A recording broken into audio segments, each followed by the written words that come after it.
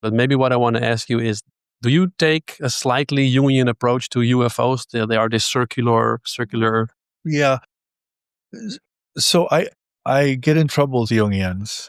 I'm critical of Jung, but I also am very appreciative of him. The UFO. I mean, he wrote a really prescient book on UFOs in the late 50s. And I think it's wonderful. I think it's too Jungian. I don't think they're just mandalas in the sky, and it's not always about psychic wholeness. Um, but I think with the UFO phenomenon, I mean, we could talk about it. It goes back to this discussion of utopia or dystopia, and at least what's popular in the American media and politics is a very negative, nuts and bolts kind of threat narrative. It's we need to shoot these things down. These are threats to our pilots. These are, somehow it's military. Somehow, so there are very negative consequences or interpretations of the phenomena. If, however, you start with the experiencers who experience the UFO and who actually have these encounters, you realize that that's only part of the story, and that sure, there's fear and there's terror and there's negativity involved, but there's also transformation and there's also a lot of paranormal stuff that goes on as well. And so you end up going down a rabbit hole. And this is what I love about the UFO is that it's a sort of it's what I call an entry drug. What's the right phrase? Oh yeah, I know what you mean. Yeah, Uh, yeah, it's a way to pull people in to this conversation and to get people talking about these bigger issues.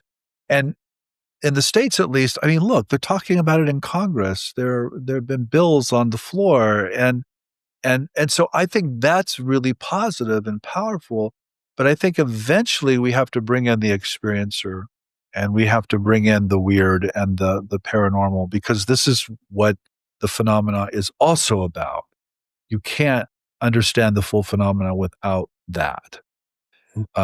You still need the sciences, you still need the astronomy, you still need the physics, you still need the extraterrestrial hypothesis, as it were, but you also need all the weird stuff that doesn't fit into those.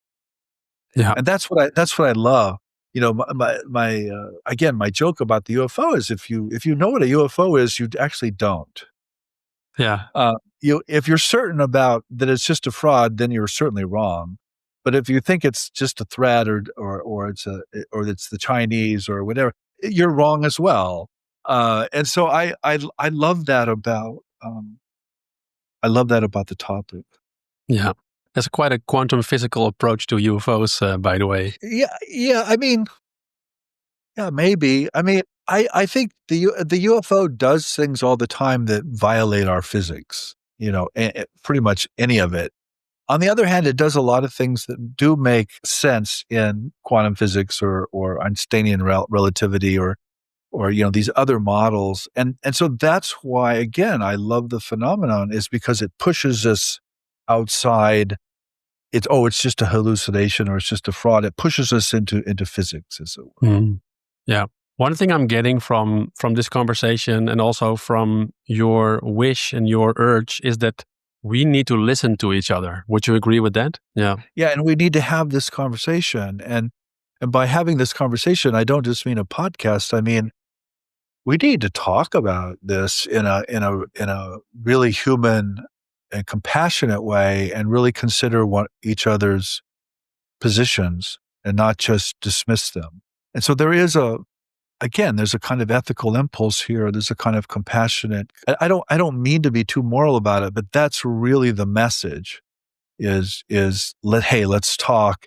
And if we have a conclusion, it's convictions are not very convincing, but conversations, open-ended conversations, are. Yeah. I super agree with that.